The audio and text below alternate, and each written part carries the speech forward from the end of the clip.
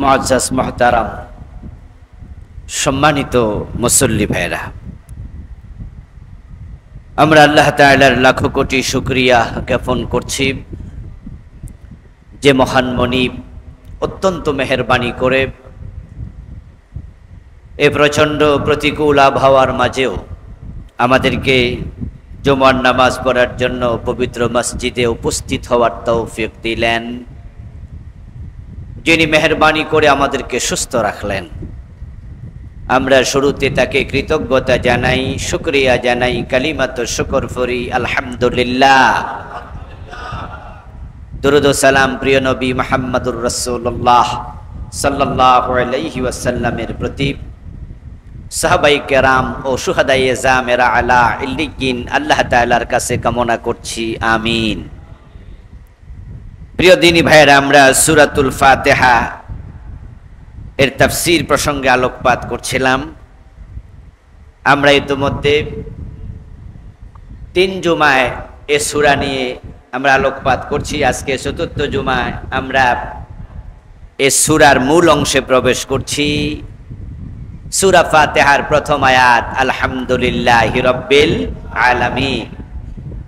এই সূরাতে আয়াত সংখ্যা মোট কয়টা? 7টা। তার মাঝে প্রথম আয়াত, কোরআনের শুরু এটা। সূরাতুল ফাতিহা কোরআনের প্রথম সূরা, আলহামদুলিল্লাহি রাব্বিল আলামিন কোরআনের প্রথম আয়াত। আল্লাহ তাআলা নিজের প্রশংসা দিয়ে তিনি কোরআন শুরু করলেন। আল্লাহ হচ্ছেন প্রশংসিত সত্তা এবং তিনি বলছেন যে যত প্রশংসা আছে সকল প্রশংসার মালিক কে? সব প্রশংসাই তার। তিনি নিজেকে পরিচিত করলেন রব্বুল আলামিন বলে। আল্লাহর জন্য সকল প্রশংসা, যার পরিচয় হলো তিনি জগতের রব, প্রতিপালক, মালিক। আসলেও প্রশংসা পাওয়ার জন্য যত গুণ দরকার, আল্লাহর মাঝে সকল গুণ বিদ্যমান। তিনি সিফাতে কামালের মালিক। যত গুণ দরকার সব গুণ তার মাঝে আছে এবং তার কোনো গুণের মাঝে কোনো রকমের নকসানি নাই, কোনো ত্রুটি নাই। তিনি যেই গুণে গুণান্বিত হন সেই গুণে তিনি কামাল হন। তিনি যখন খালেক হন তখন আমরা দেখি তার সৃষ্টির মাঝে কি ভেরিয়েশন, কি বৈচিত্র্য। তিনি যখন রহমান হন তখন আমরা দেখি তার রহমতের সাগর কত বড়। আবার তিনি যখন জব্বার হন তখন আমরা দেখি তার মতো শাস্তি দেওয়ার ক্ষমতা কারো নাই।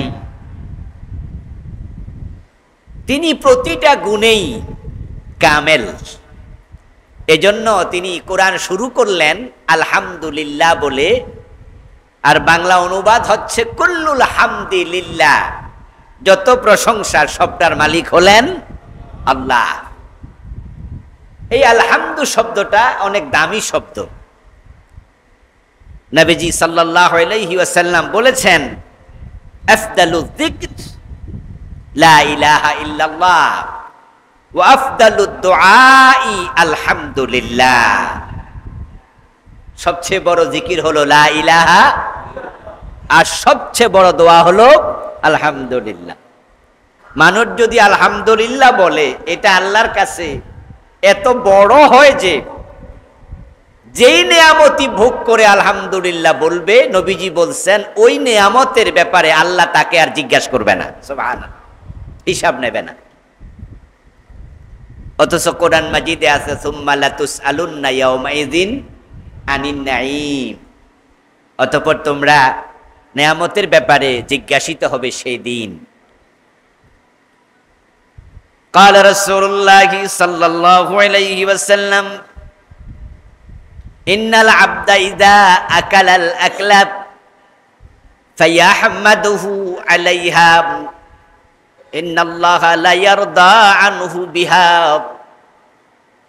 إذا شرب الشرب ফায়াহমাদাহু আলাইহা ইন্নাল্লাহা লা ইয়ারদা আনহু বিহা আও কামা ক্বালান নাবিয়্যু আলাইহিস সালাতু ওয়াস সালাম। নবীজি বলেন, বান্দা যখন কোনো খাবার গ্রহণ করে, যদি সে খাবার শেষে আলহামদুলিল্লাহ বলে, আল্লাহ তার উপর রাজি হয়ে যায়, খুশি হয়ে যায়, ওই খাবারের ব্যাপারে তিনি আর জিজ্ঞাসা করবেন না। আবার হারাম খাইয়া আলহামদুলিল্লাহ কয়ে লাভ নাই, হালাল খাবার। ও আর যদি আবার বোঝেন যে তাহলে যেহেতু আল্লাহ জিজ্ঞাসা করবো না, তাহলে হারাম খাইয়া আলহামদুলিল্লাহ বলবো, আল্লাহ ছেড়ে দেবে, তা নয়। আল্লাহর নেয়ামতের হিসাব আল্লাহ নেবে। আর মনে রাখবেন, হারাম কখনো নেয়ামত নয়, হারাম হলো গজব। নেয়ামতের হিসাব আল্লাহ নেবেন, কিন্তু বান্দা যখন আলহামদুলিল্লাহ বলে, ওই নেয়ামতের ব্যাপারে আল্লাহ রাজি হয়, খুশি হয়।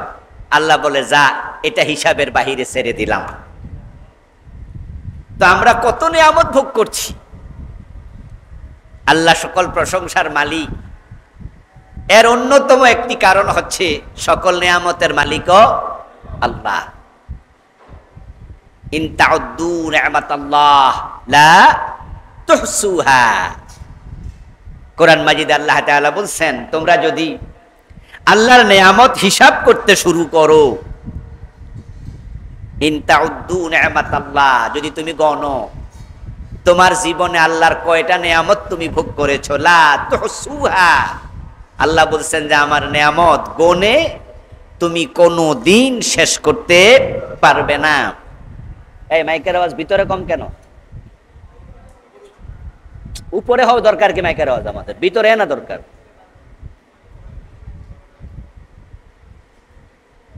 উপরে তো শ্রোতা নাই, অত জোর করে শোনাচ্ছি আমরা, ভিতরে না শ্রোতা? ভিতরে, ভিতরের মাইক যেন ভালো আওয়াজ করে। আচ্ছা, দ্যাটস ওকে। আল্লাহর নেয়ামত আমরা গনে শেষ করতে পারবো না। এই কথার অর্থ হলো, এমন কিছু নেয়ামত আছে যেটা আপনি জানেনই না, অথচ আপনি ভোগ করছেন। তাই কিয়ামত পর্যন্ত সময় দিলে এটা গণা যাবে না। যদি মানুষ এই নেয়ামত গুলা ভোগ করার পরে আলহামদুলিল্লাহ বলে দেয়, তাহলে আল্লাহ নেয়ামতের ব্যাপারে আর প্রশ্ন করবেন না। এই হাদিস দ্বারা বোঝা যায় যে মানুষেরা বিনা প্রশ্নে জান্নাতে যাবে, বিনা হিসাবে জান্নাতে যাবে, ওই মানুষদের মাঝে আলহামদুলিল্লাহ বলার অভ্যাস বেশি থাকবে। তাই নবীজি সাল্লাল্লাহু আলাইহি সাল্লাম বলছেন, তুমি যদি আল্লাহর প্রতি কৃতজ্ঞ হতে চাও, নেয়ামত পাওয়ার পরে তুমি শুকরিয়া জ্ঞাপন করতে চাও, তাহলে তুমি বেশি করে আলহামদুলিল্লাহ বলো। কারণ মা শাকারাল্লাহ আবদুন লা ইয়াহমাদুহু, নবীজি বলছেন যে বান্দা আলহামদুলিল্লাহ পড়ে না, সে আল্লাহর কৃতজ্ঞতা জ্ঞাপন করে না।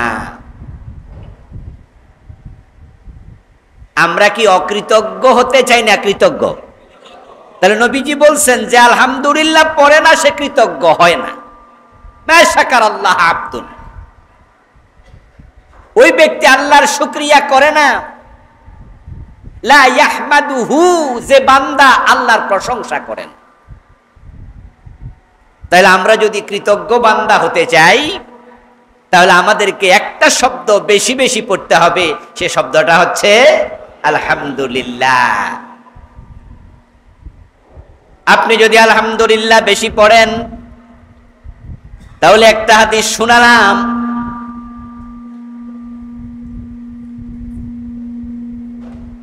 সেটা হলো আল্লাহ তাআলা নেয়ামতের হিসাব নেবেন না।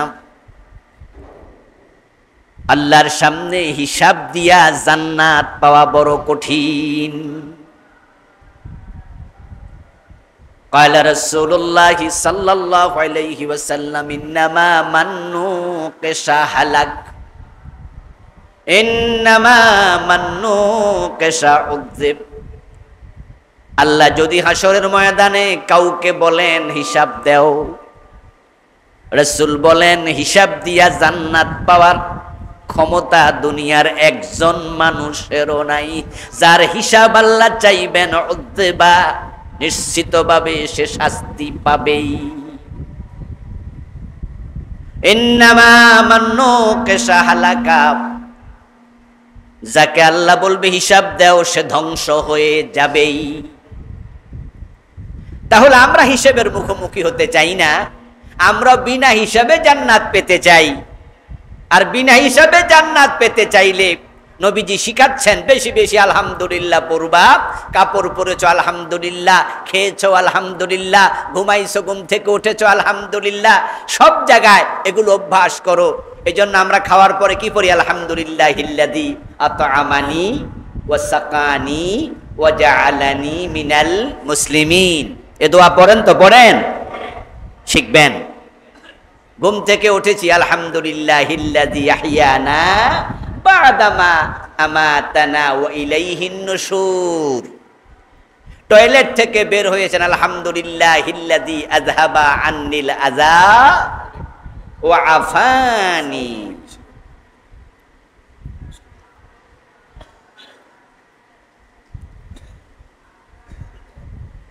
আপনি ঘুম থেকে উঠে বলছেন সমস্ত প্রশংসা আল্লাহর, যিনি আমাকে ঘুম নামক মৃত্যু দিয়েছিলেন, আবার তিনি আমার জীবন ফিরাইয়া দিলেন। আসলেও তো এই ঘুমে যদি আল্লাহ আমাদের প্রাণ বায়ু ফিরিয়ে না দিতেন, তাহলে আমাদের ঘুমটাও তো মৃত্যু হয়ে যেতে পারত। এই যে আপনি 6 ঘন্টা টানা ঘুমালেন, ঘুম যে কত বড় নেয়ামত। যার ঘুম আসে না ট্যাবলেট খাইলেও সে বোঝে ঘুম যে কত দামি জিনিস। মানুষ যদি না ঘুমাতো প্রতিদিন 2-4-6 ঘন্টা 8 ঘন্টা নির্ঘুম একাধারে, কেউ 3 দিন 5 দিন 1 সপ্তাহ থাকে, তার মস্তিষ্ক বিকৃত হয়ে যাবে, সে পাগল হয়ে যাবে। কত বড় নেয়ামত ঘুম। সারাদিন টানা পরিশ্রমের পরে আপনি ঘুমালেন, 5-6 ঘন্টা ঘুম থেকে ওঠার পরে রিফ্রেশ হয়ে যান। মাঝে মাঝে মোবাইল হ্যাং করে। এখন তো আমরা সবাই মোবাইল চালাই, টাচ মোবাইল গুলো, অ্যান্ড্রয়েড সেট হ্যাং করে। তখন যখন রিফ্রেশ দেন তখন দেখেন যে আবার চালু হয়। এই 6-7 ঘন্টা ঘুমের পরে আপনার বডির সবগুলা অর্গান আবার নতুন করে শক্তি পায়। আর আপনি যখন ঘুম থেকে উঠে বলবেন আলহামদুলিল্লাহিল্লাযী আহইয়ানা বা'দামা আমাতানা ওয়া ইলাইহিন নুশুর, তখন এই 6 ঘন্টা 7 ঘন্টা 10 ঘন্টা ঘুমের যে নেয়ামত আল্লাহ দিয়েছে, এই নেয়ামতের ব্যাপারে আল্লাহর প্রশ্ন করবে না। আপনি হালাল খাবার খেলেন, 2 রকম 4 রকম 7 রকম 10 রকম। মাঝে মাঝে পয়সাওয়ালা মানুষেরা বুফেতে খাবার খাওয়ার জন্য বড় বড় দামি রেস্টুরেন্টে যায়, যেখানে 110 আইটেম খাবার আছে, 120 আইটেম। ওখান থেকে আপনি বুফেতে 10, 15, 20 আইটেম 30 আইটেম খাইলেন। ওই দিন আমার ফোলা বাম ধরছে কোন জায়গায় বুফে খাবে। আমি বললাম বুফেতে খেতে যাবে কেন, ঘরে এত খাবার? বলে 50% ছাড় দিছে যারা A+ পাইছে। আমি বললাম যে হোটেলওয়ালারা কত চালাক, লোভ দেখাচ্ছে। তো যাও, 500 টাকা নাকি লাগবে, তো 500 টাকা হইলে খেয়ে আসো। বললাম কত আইটেম ছিল? বলে 110 আইটেম। কয়টা খাইছো? ছাড় দেই নাই, মোটামুটি প্রায় সব একটু শুয়ে শুয়ে দেখছি, অল্প কিছু মিস। পয়সাওয়ালা মানুষেরা ঘরের মাঝেও 8-10 রকমের খাবার তৈরি করে। আপনি খাবারের পরে বলবেন আলহামদুলিল্লাহিল্লাযী আত'আমানি ওয়া সাকানি ওয়া জাআলানি মিনাল মুসলিমিন। আপনার হালাল খাবার খেয়ে আলহামদুলিল্লাহ পড়েছেন। নবীজি বলে এই খাবারের ব্যাপারে আল্লাহ হাশরের ময়দানে প্রশ্ন করবে না। তাহলে আমরা প্রতিদিন কি করি? ঘুমাই, প্রতিদিন খাবার খাই, প্রতিদিন পানি পান করি, প্রতিদিন কাজকর্ম করি, আর সকল কাজের পর আলহামদুলিল্লাহ বলে দেয়ার মানে হলো হাশরের ময়দানে এই কথা যারা বেশি বেশি বলবে তাদের আল্লাহর প্রশ্ন করবে না, বিনা প্রশ্নে জান্নাত দেবে। কি দারুণ শব্দ! নবীজি মেসেজ দিচ্ছেন আল্লাহ বলছে লা ইন শাকারতুম লাযীদান্নাকুম ওয়া লা ইন কাফারতুম ইন্না আযাবি লাশাদীদ। ও আমার বান্দারা, যদি তোমরা আমার নেয়ামত পাওয়ার পরে আমার কৃতজ্ঞতা জ্ঞাপন করো, আলহামদুলিল্লাহ পড়ো, লাযীদান্নাকুম, আমি আল্লাহ ওয়াদা করছি নিশ্চয় আমি নেয়ামত আরো বাড়াইয়া দেব। এই মাইকের আওয়াজ আবার বাড়াও। কই মোখলেস সাহেব কই? এই মাহাদি, আওয়াজ তো কমে গেছে আবার।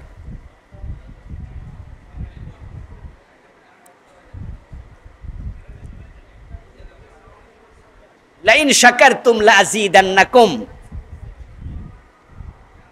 আল্লাহ বলছেন যদি তোমরা আমার শুকরিয়া করো, লাযীদান্নাকুম, লামে তাকিদ নুনে সাকিলা শব্দের মাঝে আল্লাহ অনেক স্ট্রেংথ দিলেন, শক্তি দিয়ে বলছেন নিশ্চয়ই যারা আমার প্রতি কৃতজ্ঞ হয় আমি নেয়ামত আরো বাড়াইয়া দেই। সুবহানাল্লাহ পড়ে।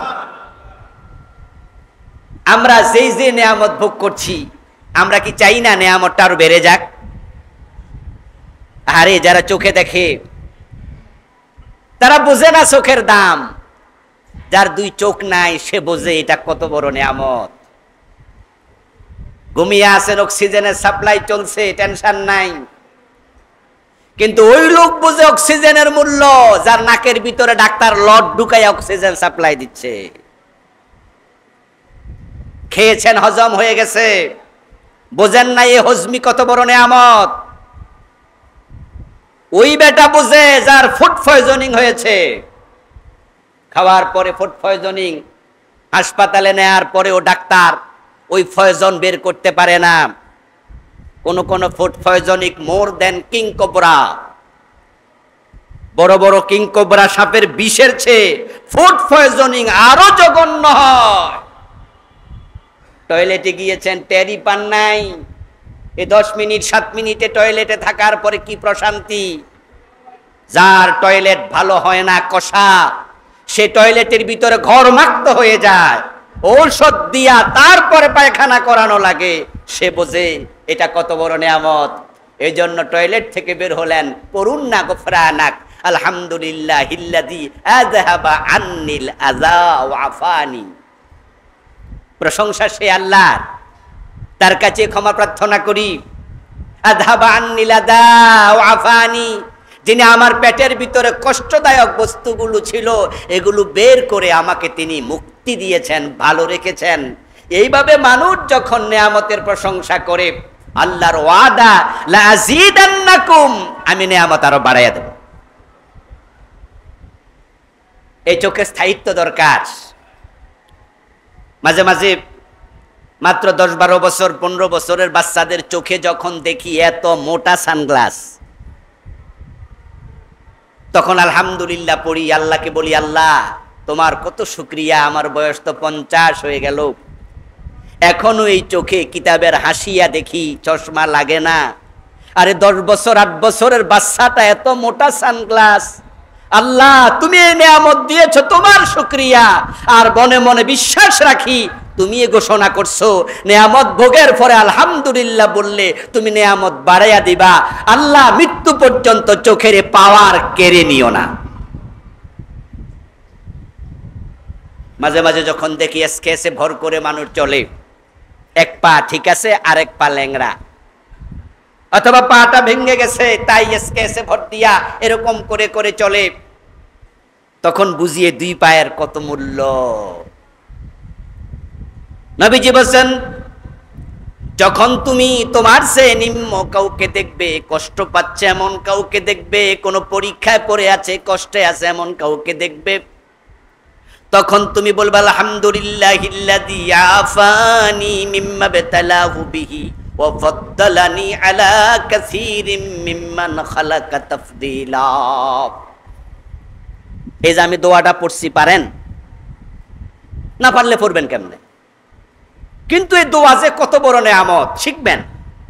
নবীজি বলছে কোন কষ্টে আছে এমন লোক ভিক্ষা করছে, আর আপনি কত ভালো আছেন, কারো কাছে হাত পাতা লাগে না। আল্লাহ চাইলে তার জায়গায় আপনাকে বসাইতে আল্লাহর কতক্ষণ লাগে? একদিনও না। দুই পায়ে হাঁটছেন, আরেকজন ল্যাংড়া। দুই চোখ দিয়ে চলছেন, আরেকজন কানা।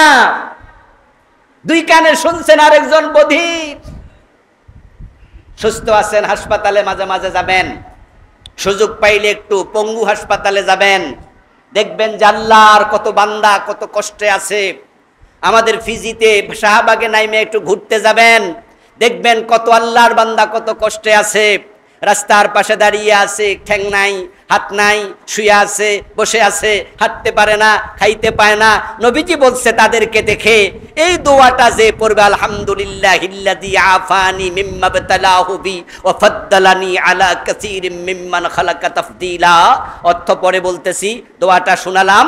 রাসূল বলেন এই দোয়া যে পড়ে, আল্লাহ ওই বিপদে তাকে আর কোনোদিন ফেলবেন না।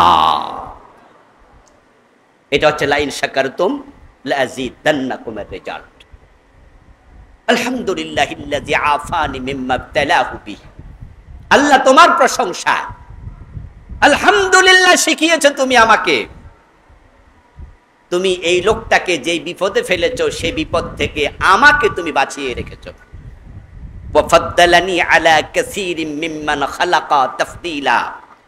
তোমার অসংখ্য মাখলুক আছে যারা আমার মতো ভালো নাই, তুমি তাদের চেয়ে আমাকে ভালো রেখেছো, এজন্য তোমার প্রশংসা।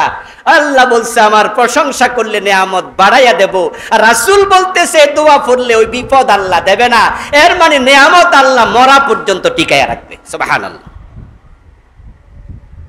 এজন্য আলহামদুলিল্লাহকে সঙ্গী বানাবেন। আলহামদুলিল্লাহি আলা কুল্লি হাল। মুমিনের মুখ থেকে আলহামদুলিল্লাহ আসবে সর্ব অবস্থায়। সুখে আলহামদুলিল্লাহ, দুঃখে আলহামদুলিল্লাহ, খেয়ে আলহামদুলিল্লাহ, না খেয়ে আলহামদুলিল্লাহ, পেয়ে আলহামদুলিল্লাহ, না পেয়ে আলহামদুলিল্লাহ, সুস্থ অবস্থায় আলহামদুলিল্লাহ, অসুস্থ অবস্থায় আলহামদুলিল্লাহ। নিজের সন্তান মরে গেছে এমন নিউজ পাওয়ার পরেও যে আলহামদুলিল্লাহ বলতে পারবে, এ বিপদেও সে আল্লাহর উপর অসন্তুষ্ট নয়। সে মনে মনে ভাবছে আমার এই সন্তানের মৃত্যুর মাঝেও নিশ্চয় কোনো কল্যাণ আছেই। আলহামদুলিল্লাহ আল্লাহর কাছে এত প্রিয় যে বাচ্চা মারা গেছে শুনেও আলহামদুলিল্লাহ বলবে। রাসূল বলছে যখন কোনো ব্যক্তির বাচ্চা মারা যায়, ইযা মাতা ওয়ালাদুল আবদ ক্বালা তাআলা আকাবাতুম ওয়ালাদা আবদি আকাবাতুম সামারাতা ফুয়াদি। মাযা ক্বালা আবদি ক্বালা হামাদাক ওয়াস্তারজা ক্বালা তাআলা ইবনু লাহু বাইতান ফিল জান্নাহ ওয়া সাম্মুহু বাইতাল হামদ। নবীজি বলেন যখন কারো বাচ্চা মারা যায়, একজন বাবার কাছে মায়ের কাছে সন্তানের মৃত্যুর খবরের চেয়ে দুনিয়াতে এর চেয়ে কষ্টের কোনো খবর আর নাই। ওই সন্তানকে যখন ফেরেশতারা কবজ করে নিয়ে যায়, মায়ের কোল থেকে মায়ের বাচ্চা কেড়ে নিয়ে যায়, আল্লাহ তাআলা ওই ফেরেশতাদেরকে জিজ্ঞাসা করেন, আমার বান্দার কোল থেকে তার সন্তান কেড়ে এনেছো? আকাবাতুম ওয়ালাদা আবদি, আমার বান্দার সন্তান কবজ করেছো? আকাবাতুম সামারাতা ফুয়াদিহি, তার কলিজার টুকরা, তার ধন, কলিজার ফল সামারা কেড়ে নিয়ে এসেছো? ফেরেশতারা বলে আল্লাহ এটা তো তোমার অর্ডার, আমরা তোমার অর্ডার মানতে বাধ্য। এজন্য মায়ের সামনে থেকে, বাবার কোল থেকে তার কলিজার টুকরা আমরা কেড়ে নিয়ে চলে আসছি। আল্লাহ সবই জানেন। এরপরও তিনি এবার প্রশ্ন করেন, মাযা ক্বালা আবদি, এত বড় একটি ক্ষতি হয়ে গেল, এত কষ্ট আমি দিলাম আমার বান্দাকে, আচ্ছা আমার বান্দা কি আমাকে গালিগালাজ করেছে? আমি আল্লাহর হুকুম ছাড়া মৃত্যু হয় না আমার বান্দা জানে, তাই বলে কি আমি আল্লাহর ব্যাপারে কোনো অভিযোগ করেছে? আচ্ছা বলো তো তারা কি বলেছে? মাযা ক্বালা আবদি। ফেরেশতা তখন জবাব দেয়, হামেদাকা ওয়াস্তারজা, এই বান্দাটা তার বাচ্চা মারা যাওয়ার পরেও তোমার উপর বেজার হয় নাই, সে পড়েছে ইন্না লিল্লাহি ওয়া ইন্না ইলাইহি রাজিউন, এটাকে বলা ইস্তিরজা। সে ইন্না লিল্লাহ পড়েছে, হামেদাকা, সে মনে মনে আলহামদুলিল্লাহ বলেছে। আল্লাহ এই সিদ্ধান্ত বেজার হয় নাই, এই কঠিন মুহূর্তেও আলহামদুলিল্লাহ বলা ছাড়ে নাই। এই কথা যারা বলতে পারবে, সহজ নয়, সহজ নয়। আল্লাহ তাআলা আবার ফেরেশতাদেরকে বলবেন ইবনু লাহু বাইতান ফিল জান্নাম ওয়াসাম্মুহু বাইতাল হামদ। এই বান্দা যেহেতু আমার আলহামদুলিল্লাহ বলে নাই, সন্তান মূল্য তাও আলহামদুলিল্লাহ বলতে পারলো, তার জন্য স্পেশাল পুরস্কার হিসাবে জান্নাতে একটা ঘর বানাও এবং এই ঘরের নাম দাও বাইতুল হাম, এটা আমার প্রশংসার ঘর। সুবহানাল্লাহ, সে আমার প্রশংসা করেছে, এই জন্য জান্নাতে আলাদা স্পেশাল ঘর বানানো হবে। আল্লাহর প্রশংসা সব সময় করতে হবে। আমরা প্রশংসা নরমালি করি নেয়ামত পেয়ে, আরে না পাইয়াও হাম করতে হয়, কারণ হচ্ছে না পাওয়ার মাঝেও কল্যাণ আছে। আমরা মাঝে মাঝে কিছু বিষয় বুঝি না, আমরা প্রার্থিত বিষয় যদি না পাই তা আমরা মনে মনে বলি আল্লাহ আমার এটা দিল না। কিন্তু সকল চাওয়ার পূর্ণতার মাঝে কল্যাণ নাও থাকতে পারে। এমন কিছু আমরা চাই যা না বুঝে চাই, কিছুদিন পরে আবার আমরাই বলি আল্লাহ সারাইছে, এটা পাই নাই। স্টেশনে গিয়েছেন, যথাসময় ট্রেন ছাড়বে, এটাই স্বাভাবিক, কিন্তু আপনি পৌঁছতে জ্যামে পড়ে 5 মিনিট লেট করে ফেলেছেন, তাই 5 মিনিটের কারণে ট্রেনটা মিস করেছেন। ট্রেন স্টেশনে পৌঁছে যারা যানজট লাগাইছে তারাও মনে মনে গাইলেইতেছেন আর নিজে নিজে বলতেছেন দূরও 5টা মিনিট আগে বের হলাম না কেন, আজকে ট্রেনটা মিস হয়ে গেল। আপনি কষ্ট পেয়েছেন, কিন্তু আধা ঘন্টা পরে খবর দেখলেন যে ওই ট্রেনটা অ্যাক্সিডেন্ট করেছে সামনে, তখন বলছেন আলহামদুলিল্লাহ আল্লাহ সারাইছে, উঠি নাই। এমন কিছু হয়ে যায় কখনো কখনো যা হওয়ার মাঝে কল্যাণ, কিন্তু আমরা জানি না। প্রিয় ভাইয়েরা, আল্লাহ তাআলার যারা জান্নাতি বান্দা, তাদের অভ্যাস হচ্ছে তারা আল্লাহর প্রশংসা বেশি করে। তবে হ্যাঁ, দুনিয়াতে জান্নাতি বান্দার সংখ্যা বেশি না কম? আবার বলছি, জবাব দিয়েন বুঝা শুনা।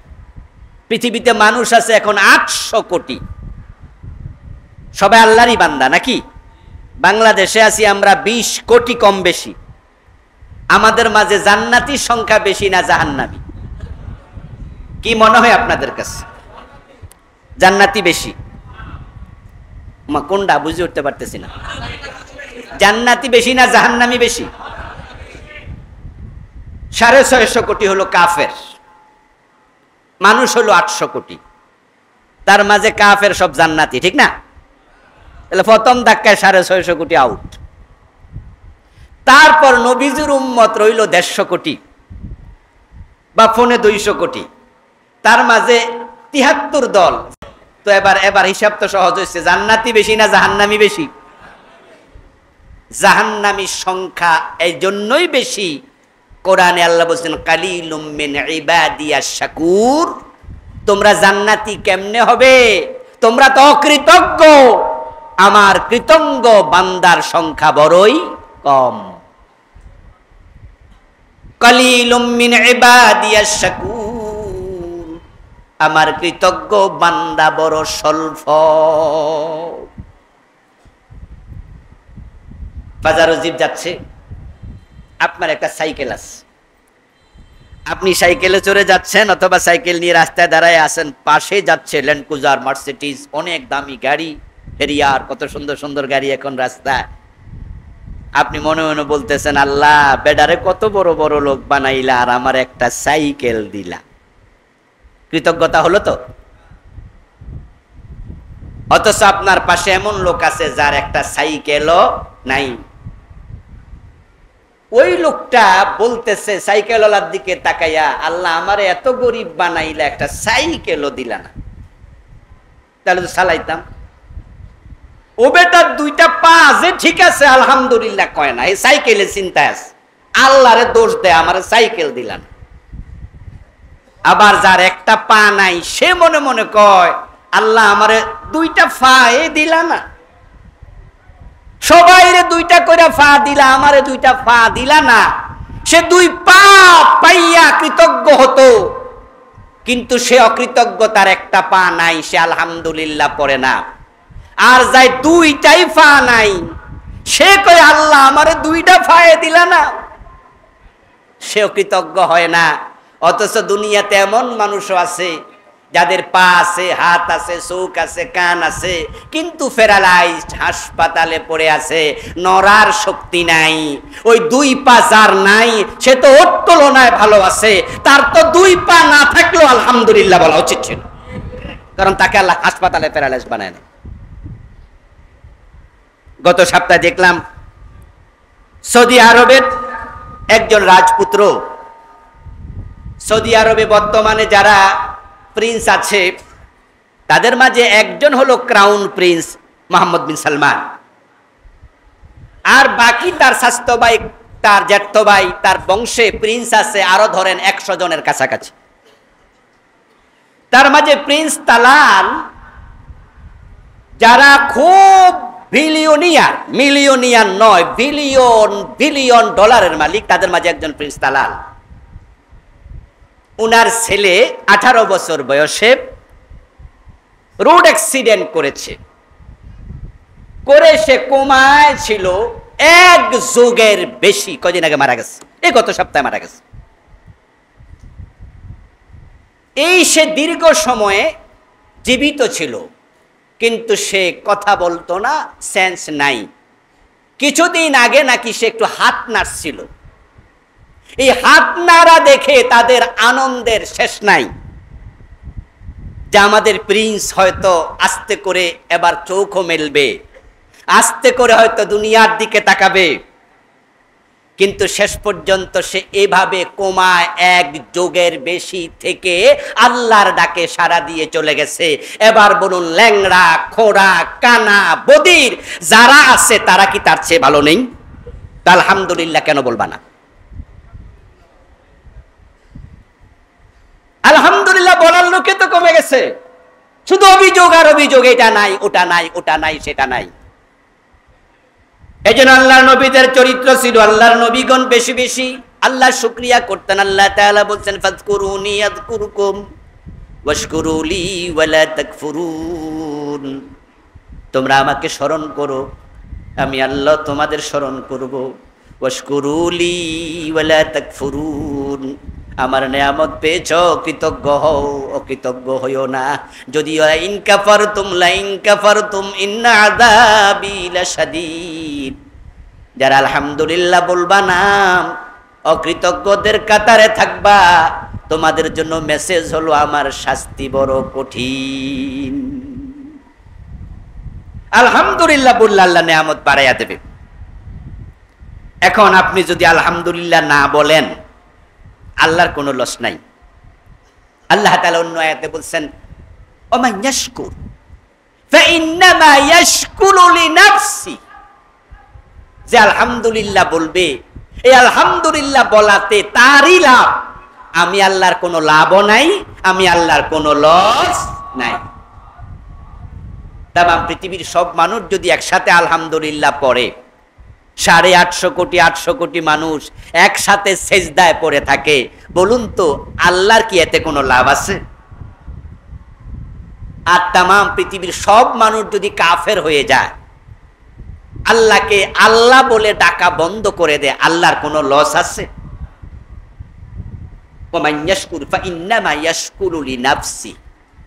আল্লাহ বলছেন যে কৃতজ্ঞ হবে তার নিজের লাভ। জান্নাতীদের স্বভাব হলো তারা আলহামদুলিল্লাহ বেশি বলবে, তাহিয়াতুহুম ফিহা সালাম ওয়া আখিরু দাওয়াহুম আনিল হামদুলিল্লাহি রাব্বিল আলামিন। জান্নাতীরা যখন জান্নাতে যাবে, তাহিয়াতুহুম ফিহা সালাম, আল্লাহ বলে জান্নাতের ফেরেশতারা সালাম দিয়ে তাদেরকে বরণ করবে। ওয়া আখিরু দাওয়াহুম আনিল হামদুলিল্লাহি রাব্বিল আলামিন, এবং জান্নাতীরা জান্নাতে ঢুকে সর্বশেষ যে দোয়াটা করবে ওই দোয়াটা হবে আলহামদুলিল্লাহি রাব্বিল আলামিন। দেখবেন যে আমাদের অনেক বক্তা আছে যারা বক্তৃতা দিয়া আলোচনা শেষে বলে ওয়া আখিরু দাওয়ানা আনিল হামদুলিল্লাহি রাব্বিল আলামিন। শুনেন না, দেখবেন যে বক্তৃতা শেষে বলে। এই শব্দটা কোরআনের এই আয়াত থেকে নিয়া একটু ডিজাইন চেঞ্জ করে বলে ওয়া আখিরু দাওয়ানা, এভাবে বলে, শব্দ ডিজাইন চেঞ্জ। কিন্তু আল্লাহ বলছে তাহিয়াতুহুম ফিহা সালাম, জান্নাতীরা জান্নাতে গেলে ফেরেশতারা সালাম দিয়ে ইস্তেকবাল দেবে। ওয়া আখিরু দাওয়াহুম, এবং জান্নাতীদের শেষ দোয়া হবে আলহামদুলিল্লাহি রাব্বিল আলামিন। কোরআনের শুরু আলহামদুলিল্লাহি রাব্বিল আলামিন, জান্নাতীদের শেষ দোয়া আলহামদুলিল্লাহি রাব্বিল আলামিন। এর মাঝে কি বোঝানো হলো?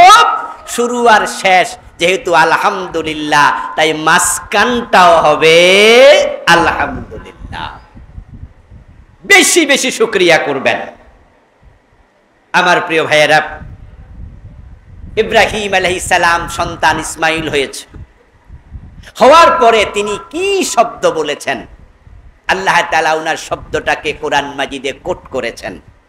আলহামদুলিল্লাহিল্লাযী ওয়াহাবা লি আলাল কিবার ইসমাঈলা ওয়া ইসহাক ইন্না রাব্বী লাসামিউদ দুআ। যে আল্লাহ, আমি ইব্রাহিম বুড়া হয়ে গেছিলাম, সন্তান হয় না, আলাল কিবার, এ বুড়া বয়সে ইসমাইলকে দিয়েছে, ইসহাককে দিয়েছে, আলহামদুলিল্লাহ, আমি তার কৃতজ্ঞতা স্বরূপ পড়ছি আলহামদুলিল্লাহ। তাহলে মানুষ যখন আলহামদুলিল্লাহ পড়ে, আল্লাহ তাআলা এই আলহামদুলিল্লাহর উপরে তিনি খুশি হয়ে যান। ক্বালা রাসূলুল্লাহি সাল্লাল্লাহু আলাইহি ওয়াসাল্লাম আহাব্বুল কালামে ইলাল্লাহি আরবা। আল্লাহ তাআলার নিকটে চারটা কালাম সবচেয়ে বেশি প্রিয়। এক নাম্বার সুবহানাল্লাহ, দ্বিতীয় নাম্বার আলহামদুলিল্লাহ, তৃতীয় নাম্বার লা ইলাহা ইল্লাল্লাহ, চতুর্থ নাম্বার আল্লাহু আকবার। আল্লাহর কাছে চারটা বাক্য খুব প্রিয়, সুবহানাল্লাহি ওয়ালহামদুলিল্লাহি ওয়া লা ইলাহা ইল্লাল্লাহু ওয়াল্লাহু আকবার। আমার সাথে একবার পড়ুন না, সুবহানাল্লাহি ওয়ালহামদুলিল্লাহি ওয়া লা ইলাহা ইল্লাল্লাহু ওয়াল্লাহু আকবার। এই চারটা কালাম আল্লাহর খুব বেশি প্রিয়, খুব ভালোবাসার। আমরা যারা বিবাহিত মানুষ, যদি আজকে মসজিদ থেকে গিয়ে আপনি আপনার স্ত্রীর সাথে যখন দেখা হবে, রুমে একা, বাচ্চা কাচ্চার সামনে না, একা রুমে ঢুকছেন, আপনার বউ ছাড়া আর কেউ নাই। আচ্ছা, আপনার বউর দিকে যদি মুস্কি হাসি দিয়ে সালাম দিয়ে আপনি বলেন আমি তোমাকে খুব ভালোবাসি, আপনার বউ যদি অসুস্থ হয়, এই শব্দ শুনে তার মুখে কি মুস্কি হাসি আসবে না? এই শব্দটা কে না পছন্দ করে? বাবাকে সন্তান যদি বলে বাবা আমি তোমার খুব ভালোবাসি, সন্তানকে বাবা যদি কোলে জড়াইয়া ধরে বলে তোমাকে আমি খুব পছন্দ করি, প্রতিটা শব্দ এত দামি হবে, অসুস্থ মানুষও হেসে দেবে।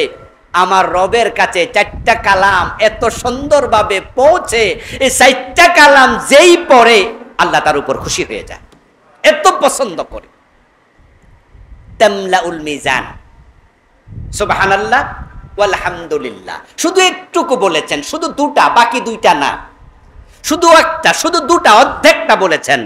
নবীজি বলছেন তামলাউল মিজান ওয়া তামলাউ মা বাইনাস সামাই ওয়াল আরদি। আল্লাহ এই শব্দ শুনে এত খুশি হয়, আসমান এবং জমিনের মাঝখানে যে পরিমাণ ফাঁকা জায়গা আছে ওই পরিমাণ সওয়াব সাথে সাথে আমলনামায় লিখে দেয়। তামলাউ মা বাইনাস সামাই ওয়াল আরদি, তামলাউল মিজান। এবং হাসরের ময়দানে যখন আপনার আমলনামা ওজন করা হবে, নবীজি বলছেন এই কালেমাগুলো যারা বেশি বেশি পড়বে, সুবহানাল্লাহি আলহামদুলিল্লাহি সুবহানাল্লাহি ওয়া বিহামদিহি সুবহানাল্লাহিল আযীম, আল্লাহ তার আমলনামা সওয়াব দিয়ে ভরপুর করে দেবেন। প্রিয় ভাইরা, এই কালেমাগুলোকে সঙ্গী বানান। কালা রাসূলুল্লাহ সাল্লাল্লাহু আলাইহি ওয়াসাল্লাম কালিমাতান খাফিফাতান আলাল লিসান হাবিবাতান ইলার রহমান ওয়া সাকিলাতান ফিল মিজান সুবহানাল্লাহি ওয়া বিহামদিহি সুবহানাল্লাহিল আযীম। সহিহ বুখারীর শেষ হাদিস, বুখারীর শেষ হাদিস। দুটা কালেমা ছোট্ট ছোট্ট, খাফিফাতান আলাল লিসান। এই দুটা বলতে 10 সেকেন্ডও লাগবে না, এত হালকা। কিন্তু সাকিলাতান ফিল মিজান, রাসূল বলে তোমার মিজানের পাল্লা এই দুই কালেমা হবে সবচেয়ে ওজন। হাবিবাতান ইলার রহমান, আল্লাহর কাছে খুব প্রিয়। আল্লাহর কাছে প্রিয় কালেমাগুলো বেশি বেশি মুখে চর্চিত হওয়া উচিত। বাহিরে দাঁড়ানোর কোনো পরিবেশ নাই বৃষ্টির কারণে, ভিতরেও জায়গা নাই, চাপাচাপি হইছে অনেক। একটু পরে আমরা বাকি চাপও দেব ইনশাআল্লাহ, সবাইরে দাঁড় করাবো। এর আগে যে যেভাবে আছেন আল্লাহ রিসলিকুম, জায়গায় দাঁড়ায় থাকেন, বসে থাকেন। আলোচনা আমরা শেষ দিকে চলে আসছি, যেহেতু পরিবেশগত কারণে কষ্ট হচ্ছে, আলোচনা দীর্ঘায়িত করব না। তবে শেষ দিকে যা বলবো, আজকের আলোচনার জিস্ট যেটা, সার অংশ, সেটা হলো আমরা বেশি বেশি একটা কালেমা পড়বো, সেটা হচ্ছে আলহামদুলিল্লাহ। আল্লাহর সাথে সম্পর্ক বাড়াইয়া দেন, সম্পর্ক বৃদ্ধি করে দেন। প্রিয় ভাইয়েরা, এই আলহামদুলিল্লাহ, সুবহানাল্লাহ, এগুলো সাদাকা। আপনার শরীরে অনেকগুলো জোড়া আছে, নবীজি বলছে প্রতিদিন তুমি এই জোড়াগুলো সচল থাকুক চাও, তাহলে তোমার শরীরের আলা কুল্লি সালামা মিন আহাদিকুম সাদাকা, প্রতিটা জোড়ার সাদকা দাও। আঙ্গুলের মাঝে জোড়া আছে। আরে দেখেন, এই যে আমাদের এখানে কেসি গেট দিছে, আপনাদের বাড়ির বিল্ডিং এর সামনে মেইন ডোরে কেসি গেট আছে, এই কেসি গেট টান দেবেন, দেখবেন বৃষ্টির ঝং পড়ে যায়, 6 মাস পরে পরে কিছু গ্রিজ দেয়া লাগে, এগুলাকে পরিষ্কার করা লাগে, না হয় টানলেও আর আসে না। কিন্তু আপনার আঙ্গুল এভাবে নড়তেছে 70 বছর 80 বছর, এখানে কোনো গ্রিজ ইউজ করছেন? কে সচল রাখলেন? এই যে ঘাড় আমি নাড়তেছি, এদিকে একবার তাকাই, ওদিকে একবার তাকাই, এই ঘাড়ের এখানে কি গিরিজ দিছি আমি? এখানে কল কে চালু রাখছে? এই যে আপনি নড়ছেন চড়ছেন, প্রতিটা অঙ্গ, সুবহানাল্লাহ। আঙ্গুল যদি পায়ের না নড়তো হাঁটতে পারতেন না, হাঁটু যদি কাজ না করতো চলতে পারতেন না, মাজা যদি কাজ না করতো সোজা হয়ে দাঁড়াতে পারতেন না। একটু সমস্যা হলে এপাশ থেকে ওপাশে কাইত হতে কি কষ্ট আমরা পাই। নিজের মাকে বাচ্চা বলে মা একটু ধরে সরাইয়া দেন, স্ত্রীকে স্বামী বলে আমার একটু ফিরাইয়া দাও। কিন্তু 70-80 বছর কেউ ফিরানো লাগলো না, এত সুন্দর সার্ভিস দিচ্ছে। নবীজি বলেন প্রতিটা জোড়ার তোমার সাদাকা করা উচিত। এখন সাদাকার এত টাকা প্রতিদিন কোথায় পাবো? ইউসবিহুর রাজুলু ওয়া আলা কুল্লি সালামা মিন আহাদিকুম সাদাকা, সকাল বেলায় উঠে তুমি সাদাকা করো, দিনটা যেন প্রতিটা অঙ্গ সক্রিয় থাকে। এত সাদাকা কখন করব, কোথায় পাবো এত টাকা? রাসূল বলে সুবহানাল্লাহ পড়ো, এটা একটা সাদাকা। আলহামদুলিল্লাহ পড়ো, একটা সাদাকা। সুবহানাল্লাহ বিহামদিহি পড়ো, সাদাকা। আল্লাহু আকবার বলো, সাদাকা। লা ইলাহা ইল্লাল্লাহ বলো, সাদাকা। তাহলে আল্লাহ তোমার সাদাকা মাফ করে তোমার তাসবিহকে ওই জায়গায় ঢুকাইয়া দিয়া তোমাকে তিনি সুস্থ রাখবেন, ভালো রাখবেন। এজন্য আসুন না বেশি বেশি আলহামদুলিল্লাহ পড়ি। তাহলে আমরা আলহামদু শব্দের ব্যাখ্যা সংক্ষেপে শুনলাম। এরপরের জুমে আসলে আমরা পরের ব্যাখ্যা রব্বিল আলামিন সম্পর্কে শুনবো ইনশাআল্লাহ।